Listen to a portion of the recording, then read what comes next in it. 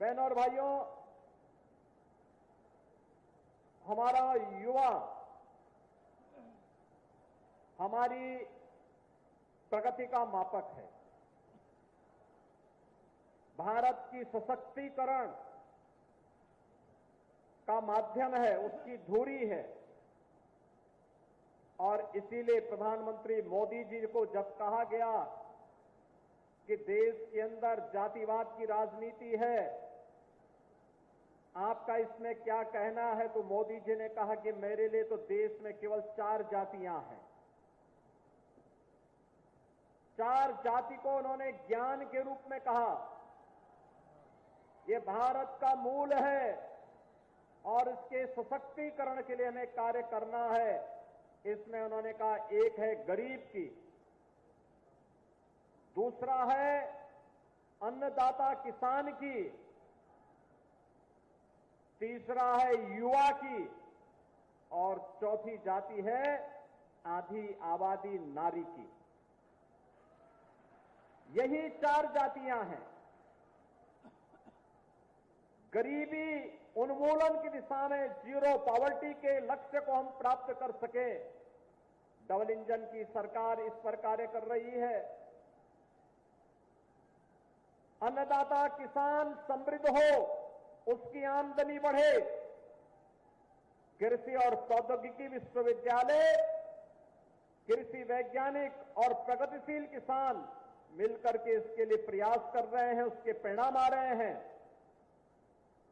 हमारा युवा तकनीकी दृष्टि से सक्षम बनकर के अपनी प्रतिभा और अपनी ऊर्जा का लाभ राष्ट्र निर्माण के प्रवर्तमान अभियान के साथ जुड़ करके कर सके, इसके लिए उस युवा को रोजगार मिले, उसको नौकरी मिले, उसका हम कौशल विकास कर सके, तकनीकी दृष्टि से सक्षम बना सके।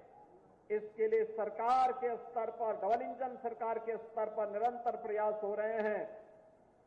तो नारी सशक्तिकरण के लिए जो प्रयास किए जा रहे हैं, बेटी बचाओ बेटी पढ़ाओ से लेकर के लगातार अलग अलग क्षेत्र में जो प्रयास प्रारंभ हुए हैं, आज उसके परिणाम हम सबके सामने आ रहे हैं। देश की नई संसद का कोई अधिनियम पहला पारित हुआ तो मातृशक्ति के लिए समर्पित नारी बंधन शक्ति अभिनंदन का एक कार्य विधेयक था। नारी शक्ति बंधन अधिनियम था, जिसके माध्यम से उन्हें संसद में और विधानसभाओं में 33% सीटों पर भी चुन करके जाने का अधिकार प्राप्त हुआ।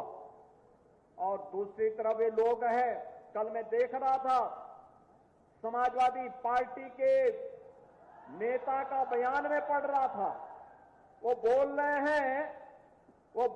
हैं समर्थन कर रहे हैं उन दुष्कर्मियों का जिन्होंने कोलकाता के अंदर एक डॉक्टर के साथ सामूहिक दुष्कर्म करने वाले दुष्कर्मियों का समर्थन कर रहे हैं।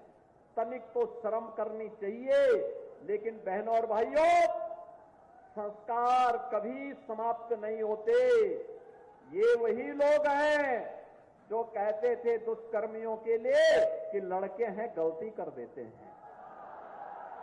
इन लोगों से कैसे आप उम्मीद करते हैं? कैसे उम्मीद करते हैं?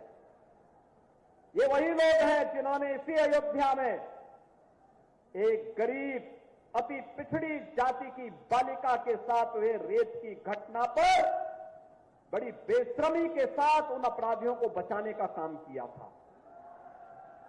और आप बताइए, ऐसे दुष्कर्मियों के खिलाफ कार्रवाई होनी चाहिए कि नहीं होनी चाहिए?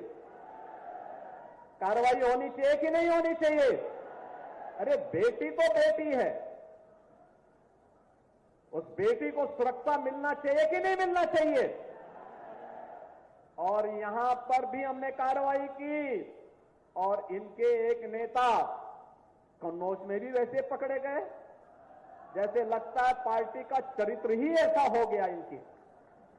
और इसीलिए दुष्कर्मियों का बड़ी बेशर्मी के साथ लोग समर्थन कर रहे हैं।